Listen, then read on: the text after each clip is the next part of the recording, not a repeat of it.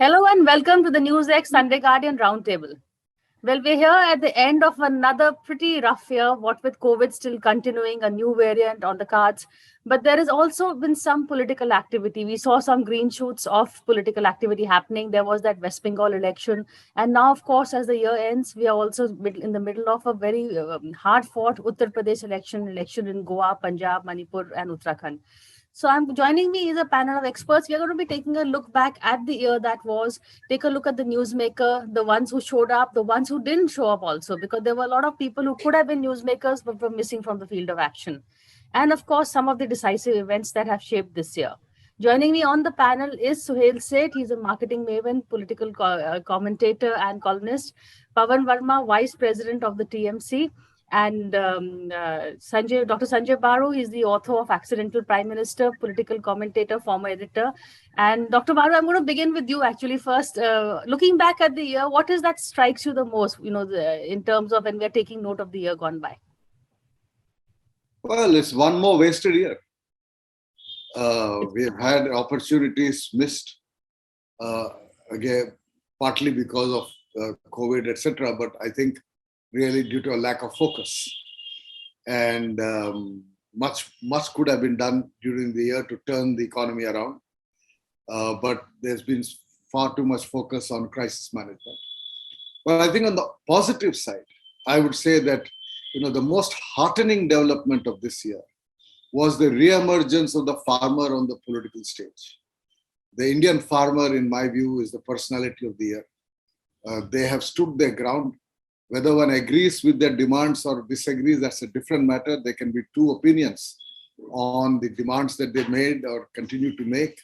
But I think the fact that such an important segment of our society decided to come together and stand their ground and make an unbending government to bend was, in my judgment, a very heartening development of the year.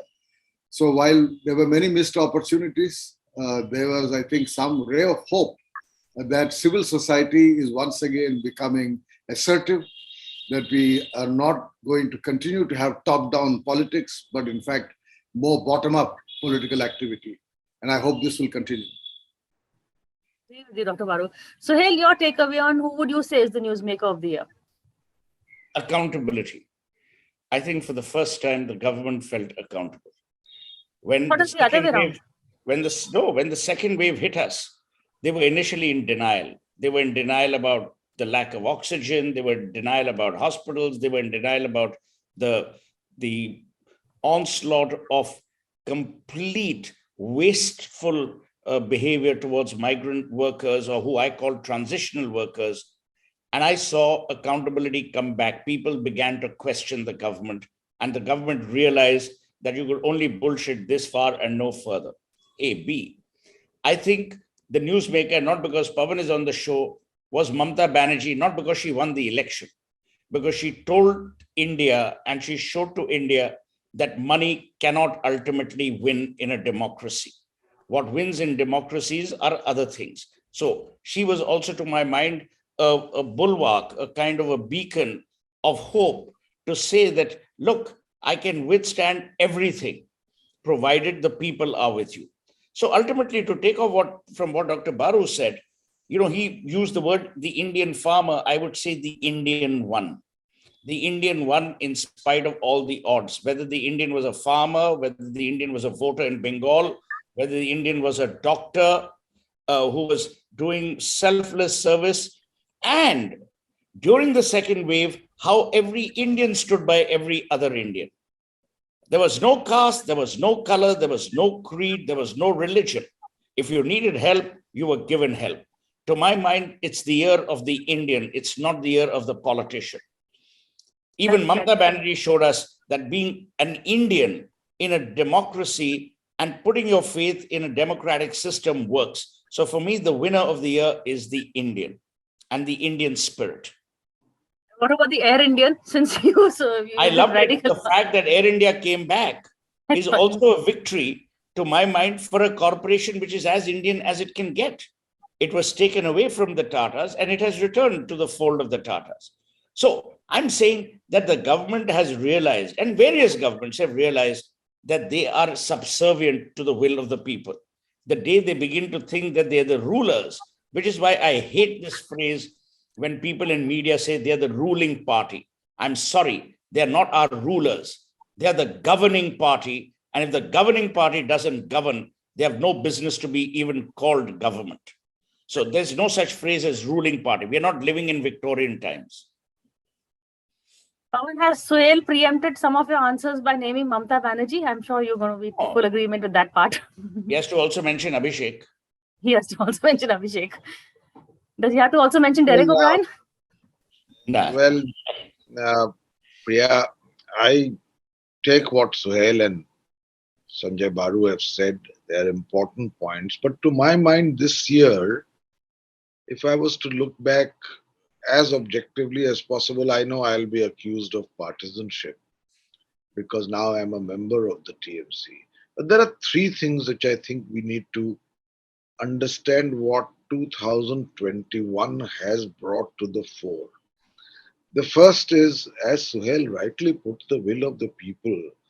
I think the West Bengal election was a key event in this year.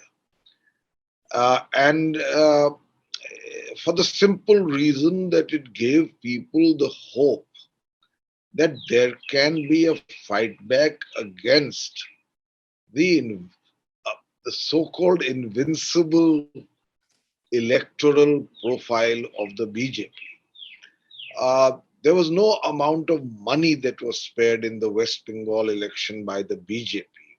It was an exceptionally abrasive and polarizing campaign, blatantly so, transparently so, verifiably so.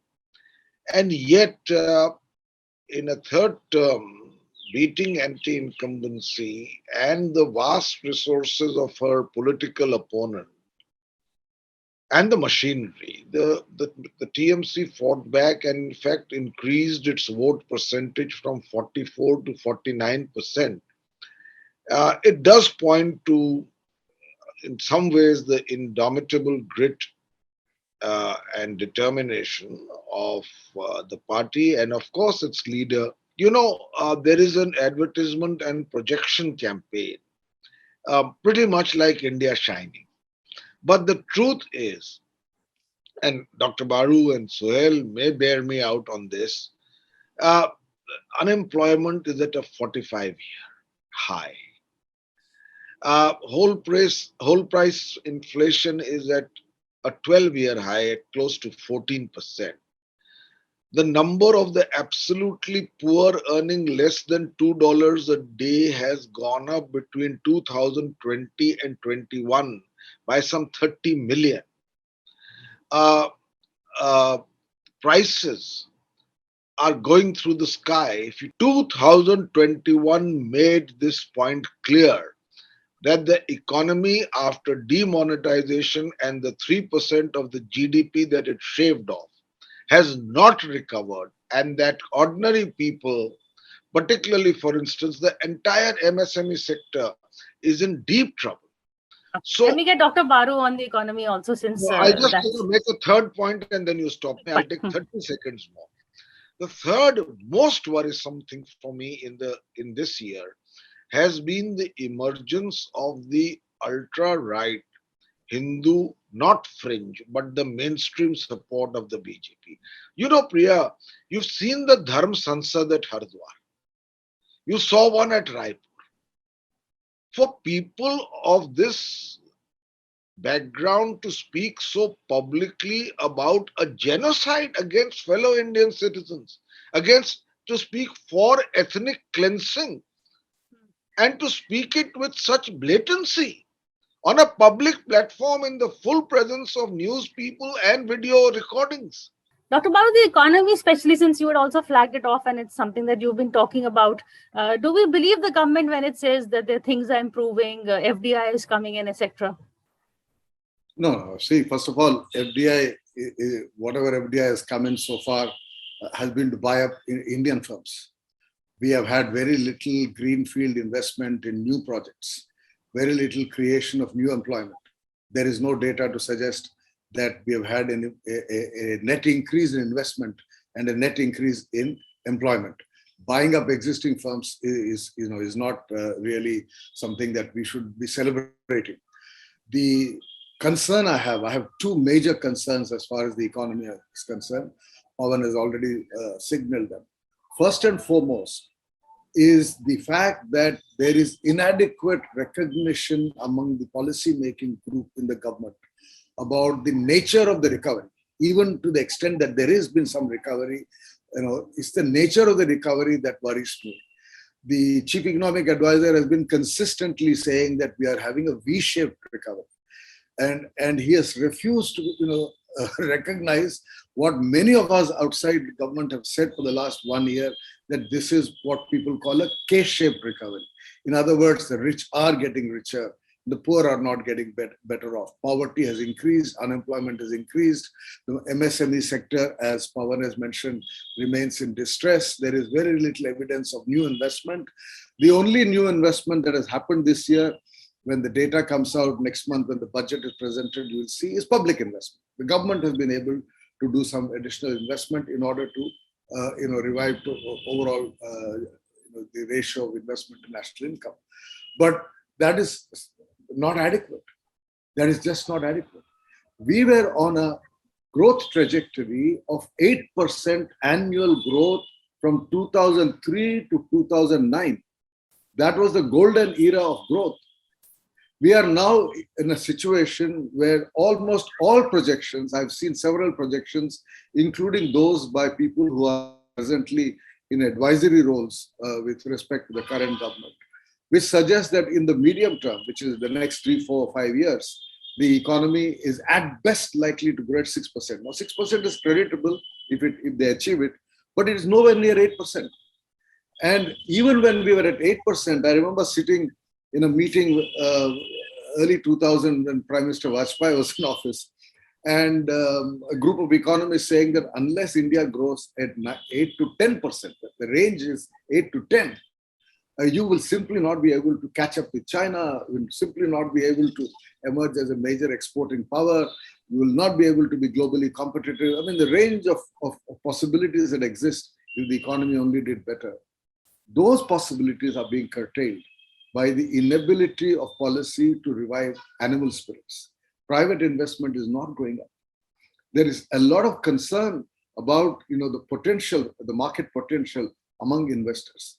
And the important link between economics and politics is just not being understood. It is extremely important for investors, whether they're Indian or foreign, whether they're households or firms, to feel confident about the future. The essence of raising investment, I mean, this is an old knowledge that we owe to someone like Keynes, which is now 70, 80 years old knowledge, that expectations determine investment. If expectations are positive, investment will rise. If expectations are negative or lukewarm, investment simply does not pick up. Governments can invest because governments only have to print money, but that causes inflation, and inflation is rising, right?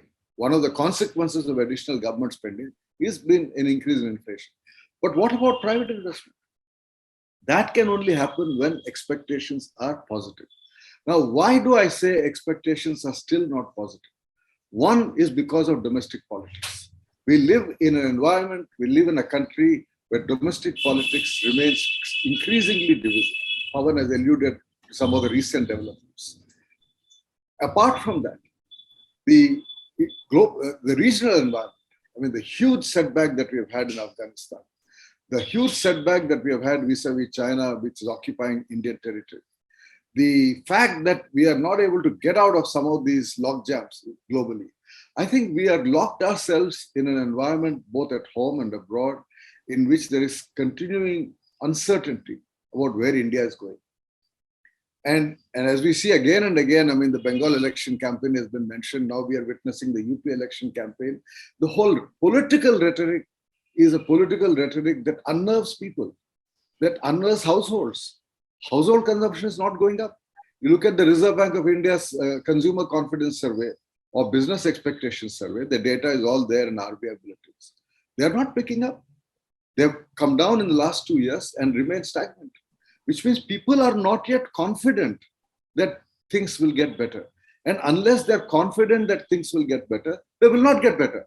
Because ultimately, at the end of the day, expectations have a way of fulfilling themselves. We're taking a look at the year gone by, and so far it seems that it's been more of a year of loss, Sohail, rather than anything, really the losses outweigh the positives of last year, of the year that we are saying goodbye to.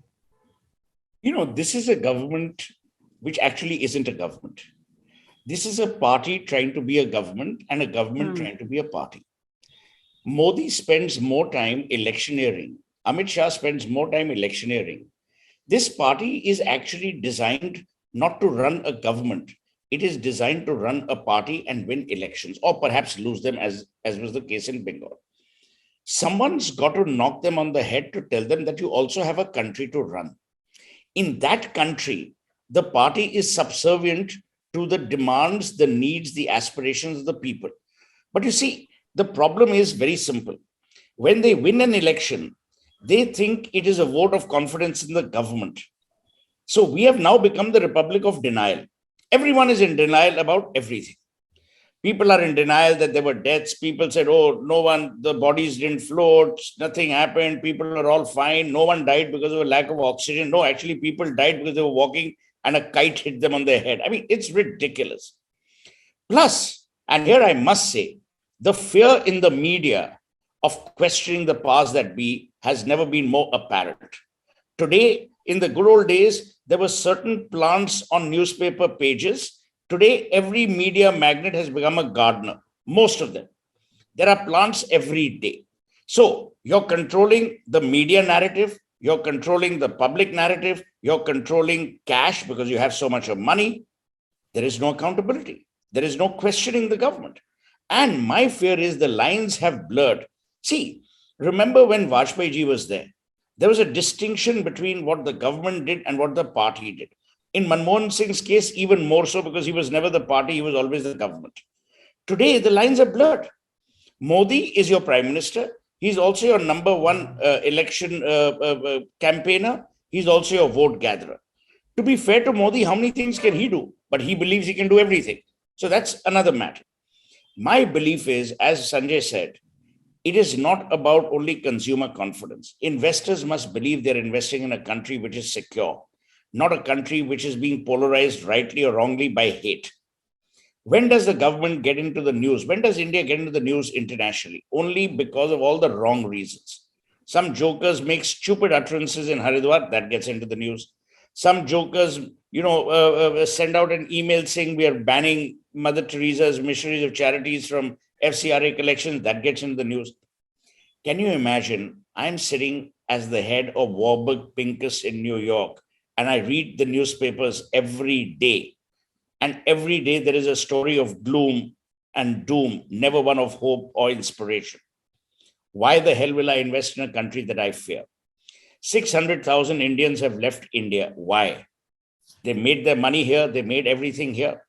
I will give Modi one enormous credit.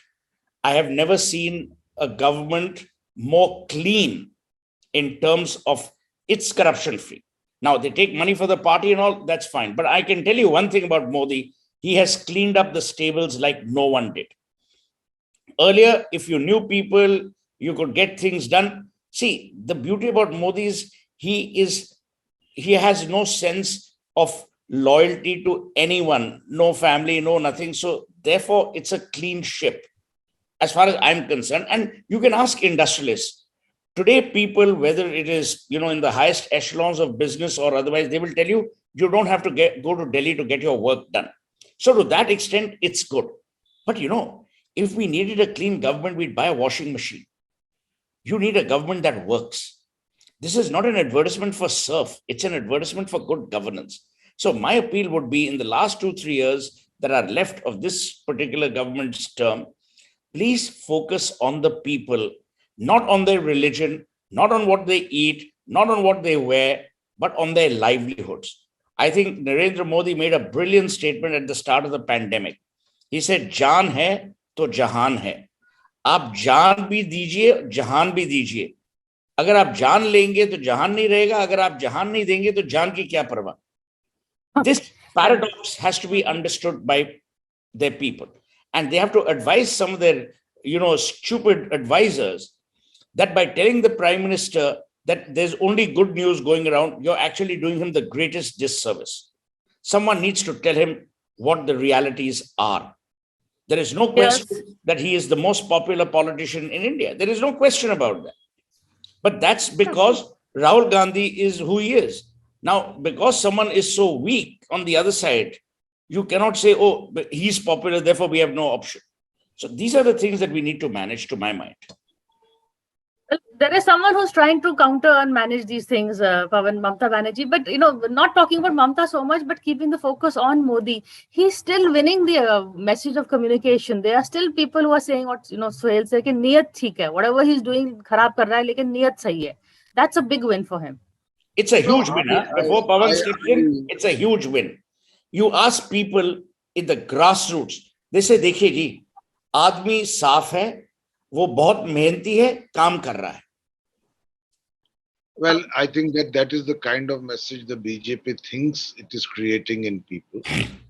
The reality could be different, but the fact of the matter is 2021 has also focused on a very important need that any vibrant democracy must have a viable opposition. Correct. This is something that has finally come home to people who were otherwise waiting in a situation of semi-paralysis for something to miraculously happen, to start thinking that one of the reasons why the BJP has a walkover in electoral politics, at least at the parliamentary elections level, is because there is no organized and credible opposition of a pan-Indian nature to the BJP. 2021 has initiated a churning within the opposition spectrum about what needs to be done. 2 years remain to 2024 and how best it can be done. I'm not going into the details, Priya. We have had occasion to discuss this on your other program. But certainly, there is a feeling that the kind of message Suhail was paraphrasing right now is also because an alternative message is not with the people.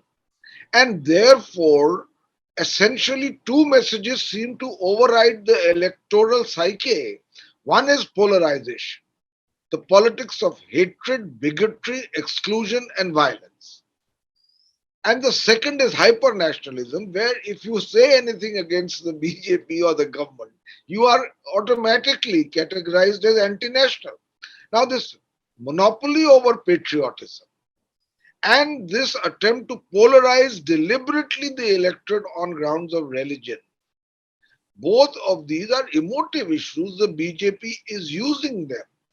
The opposition is not there to be able to focus the attention of the people on the real issues on the ground which affect their lives.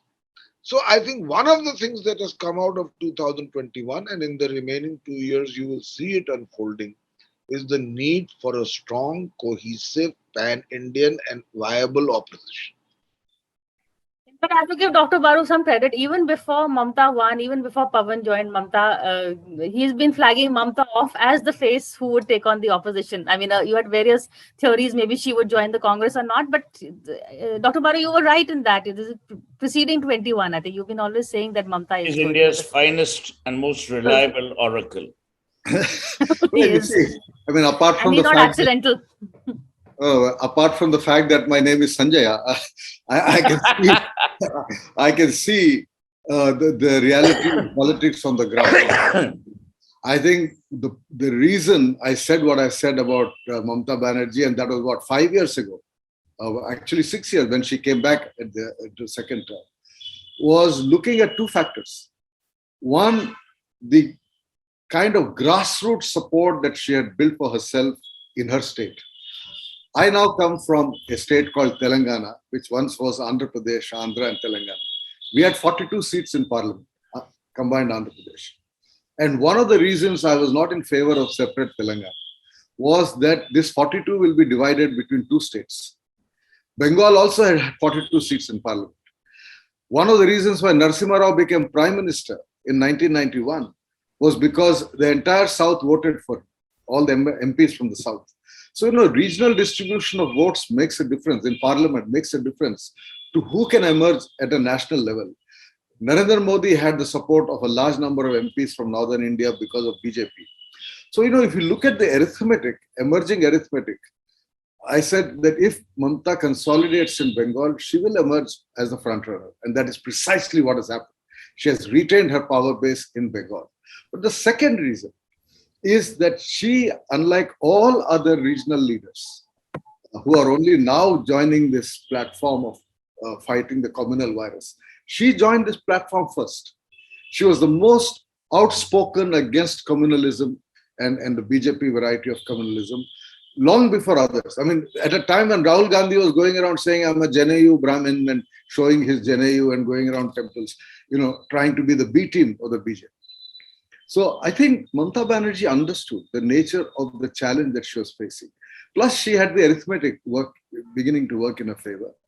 Going forward, that arithmetic has to be multiplied. I mean, the numbers have to get multiplied. And all the regional parties have to come together. I think that has to be the effort. And finally, I would say, Priya, that it's been a long time since we have actually had a grassroots politician like Mamata Banerjee. I mean, Hawai Chappal, Cotton Sari, as Sohail said, the person of the people. Two-roomed house as chief minister. Two-room house as chief minister. Two-roomed house. Yeah, see, these things are important, as I've shown in my last book on the power elite. The number of rich people in parliament has increased. Yeah. The total number of crore-patis in parliament has increased. India has become more unequal. Indian rich have become richer. The top 1% have acquired more wealth. And therefore, there is an issue of inequality that is staring us in our face. And who can articulate this politics? The BJP has always been a party of the upper class, of the upper caste, of the rich. Modi has tried to make it a kind of middle caste party by changing the rhetoric of the BJP, by reaching out to OBCs and SCs. But essentially, this is a party of the better off sections of our country. And so with the decline of the communists, who for a long, long time represented the interests of the poor, we now have a politician who has a potential. Whether she's able to, grab that potential, remains to be seen. But has a potential to project herself as the voice of the less privileged in India. And I think the time has come for Indian democracy to address this problem of inequality. On that note, thank you all. At least there's a note of hope that we end on, Pawan, coming from your party, really. But I'm going to call you all back next year, because the biggest challenge of next year is going to be, can Mamata bring the opposition together or not, and taking a look at the assembly elections. But in the meanwhile, please have a happy and safe New Year. And thank you so much You for this too, conversation. and to all your viewers. Thank you. Better New Year. Thank you.